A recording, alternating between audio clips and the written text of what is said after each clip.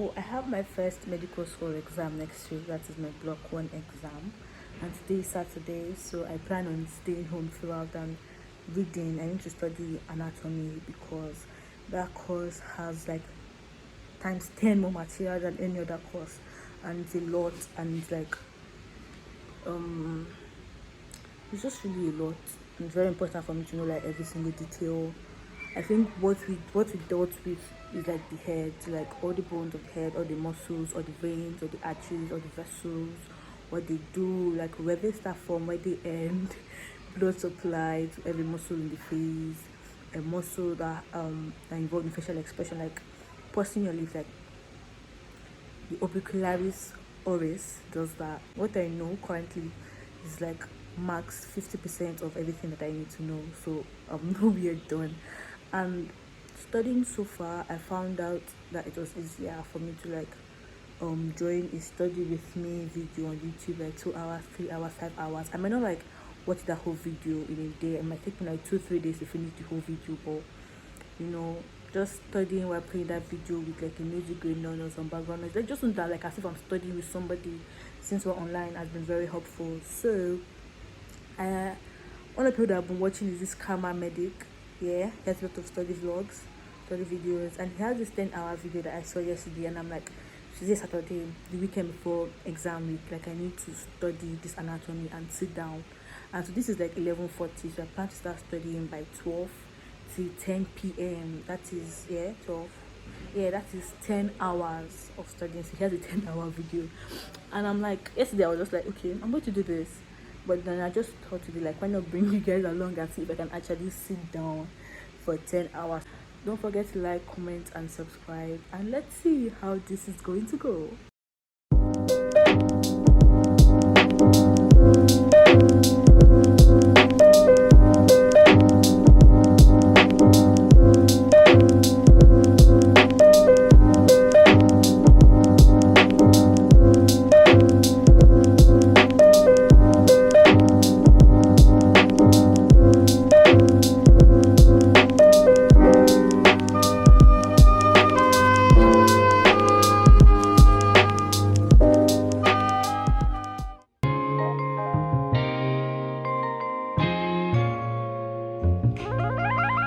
Birdie told me that this is going to be a long one, so I hope you guys have got your snacks and your coffee. And as always, before we begin a study session, you need to put your phone away. I'm going to put mine under my bed.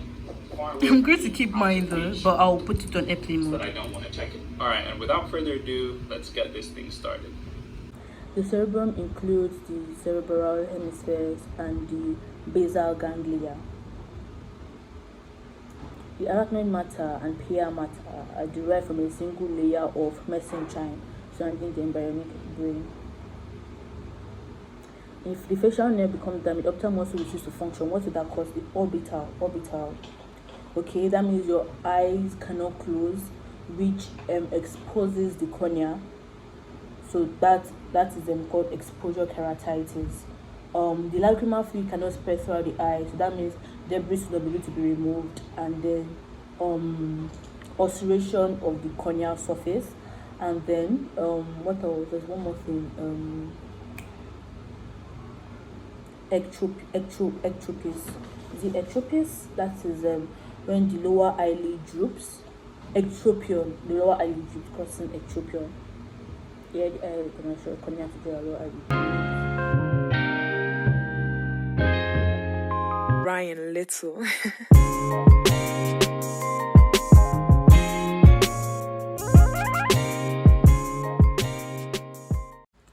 Halfway done my first hour. My coffee has finished. I'll probably make more during the break.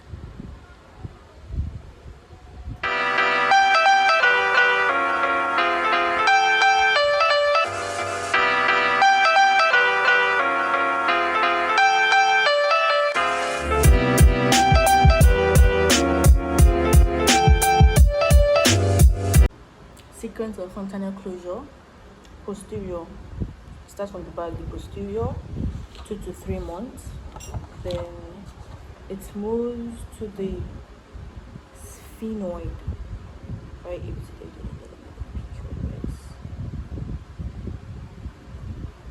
moves to the sphenoid, 6 months. then it moves to the mastoid, 6 to 18 months, then to the anterior, 18 to 24 months. That is the sequence of fontanel closure.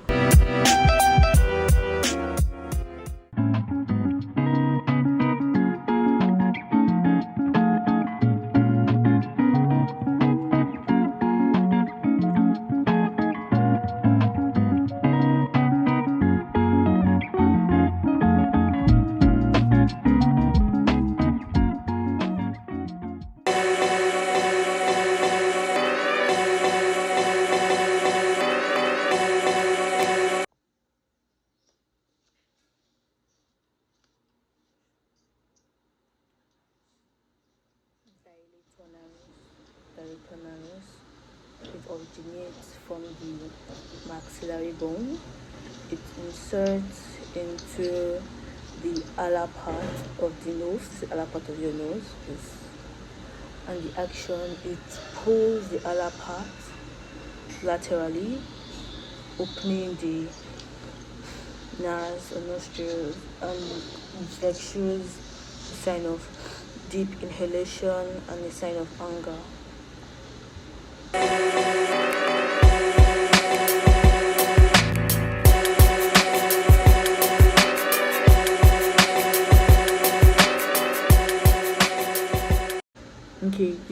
Okay, so what they're saying now is a single midline vein, which you can see, single midline vein.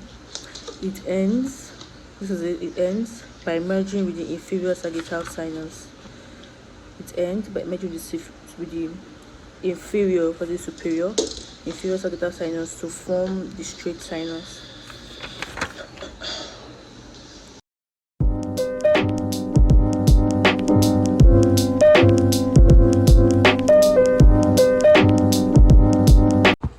Okay, so we are in our 4th hour now, almost halfway done. It is currently 4:09 p.m. so since 12 p.m. so I'm doing good. I'm not really that exhausted because it's Pomodoro technique, 10 minutes of break. Like this last 10 minutes of break, I started watching a YouTube video. I think I went up to halfway. Probably finished it in my second 10 minutes. The other ones I was just like scrolling through Instagram, replying my WhatsApp messages. So it's cool so far. Probably like 6th-7th hour I'll start really feeling burnt or tired. But let's see, it's going good so far, and I'm really happy with how far I've gone. I've done almost halfway through my Anki I've done from beginning, like, and it's really, I just love Anki so much. Like, I really feel like I've progressed a lot in my anatomy. So earlier I was like 50%, now I'm like 70-75% ready. So let's continue. I'm really happy with my progress so far. I just learned something. I'm talking about the parotid gland. Parotid gland is somewhere here. It helps in saliva secretion. Parotid gland has a parotid duct. And we're talking about like what it is bounded by, bounded anteriorly by the zygomatic arc. So that's superiorly, anteriorly by the masseter muscle, posteriorly by the the mandible, and then the back. So this is inferiorly, don't mind me, inferiorly, superiorly, anteriorly, posteriorly. Posterior by the external ear, and this muscle that is here, a very superficial and visible muscle that helps with the turning and the twisting of your neck.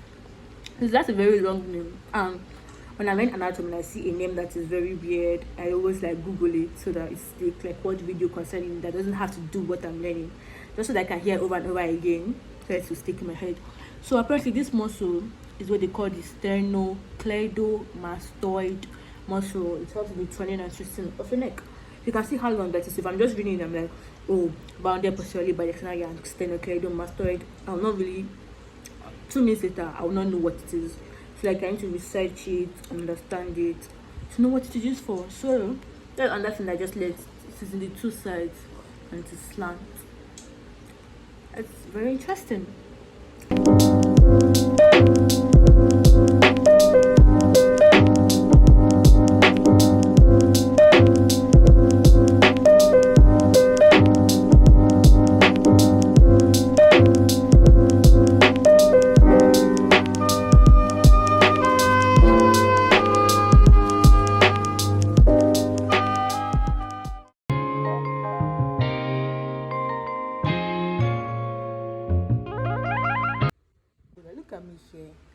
look at me here, like this is not doing me good at all. So I have like 3 more minutes break. I've done 6 hours. Like I've sat down here for 6 hours. Like I stood up like sometimes, but like I've been here for 6 hours straight since 12, and this is 6:06. So wow, I have 4 hours to go. I'm really surprised that I'm not like really tired or burnt. I don't think I'm going to have any more coffee because I've taken 3 cups so that I can sleep early. Tomorrow is Sunday and no church. I have to wake up early and all of that. And I have just 1 more biscuit left, which I'm going to start eating now. But I've not eaten since morning. So I'll probably like beg my sister to do something so that I can eat. I don't know. Yeah, that's how it's going. I'm really surprised I'm not tired yet. I'm really surprised. Like Pomodoro technique is just so good. Like if I was not resting in between, I don't think I can do it. So that is good. That is good. Let's see how this goes. Let me see how it's going to be by 8th hour, 9th hour. But I am kind of tired, sort of. But it's actually going for better. If you broad median partition between the lungs extends from the sternum to the vertebral column and it contains all the content of the thoracic cavity except from the lungs. The pleura pertains to the lungs.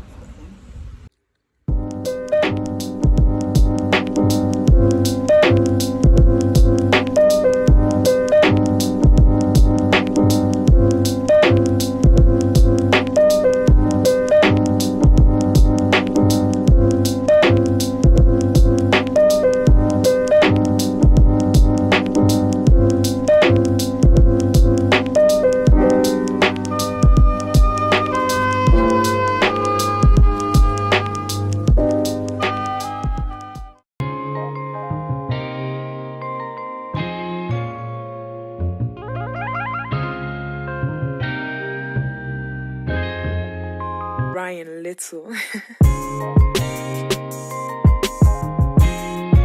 This parotid region is the worst topic I've done so far in anatomy because it's just dumb. Like all you do is to produce saliva and then drain it into the oral cavity. That's literally all you do. Why are you causing so much stress?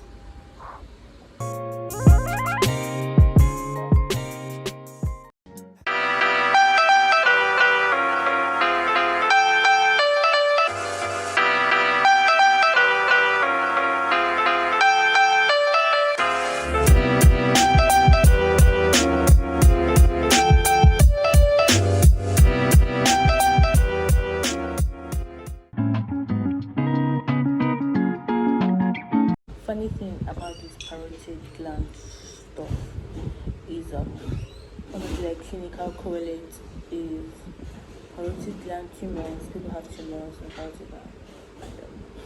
The most common place for the tumor to be is in the parotid gland itself, and the tumors there are usually benign, which means they are not cancerous, they don't spread.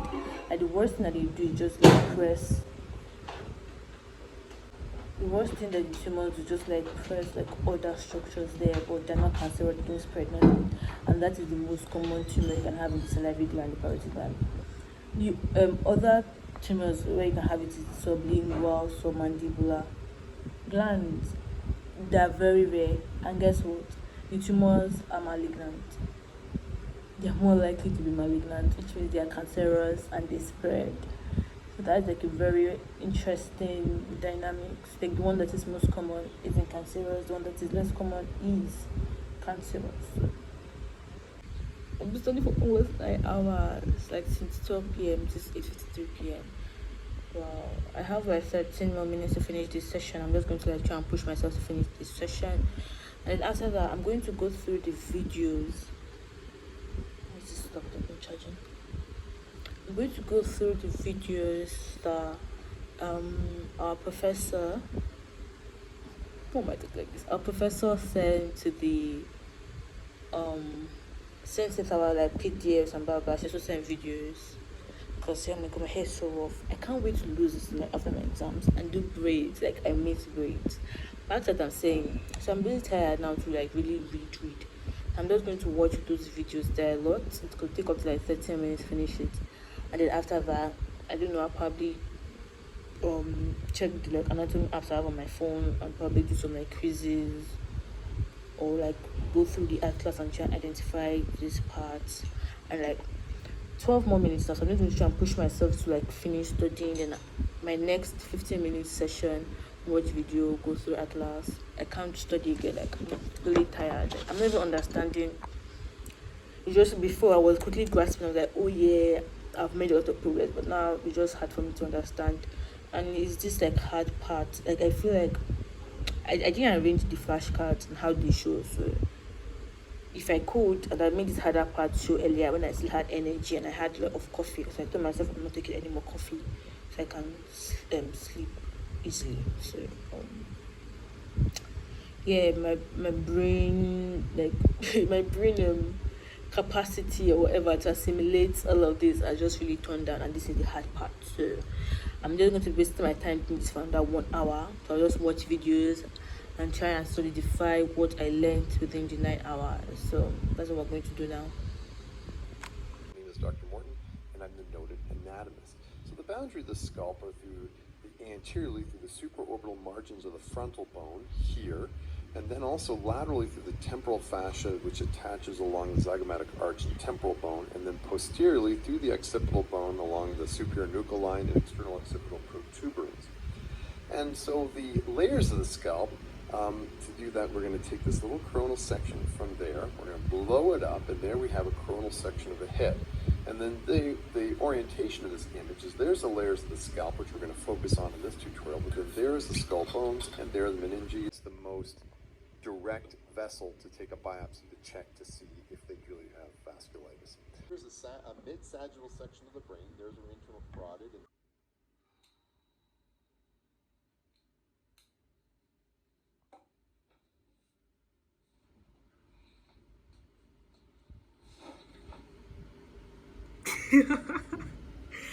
See what I'm about to do right now. All right.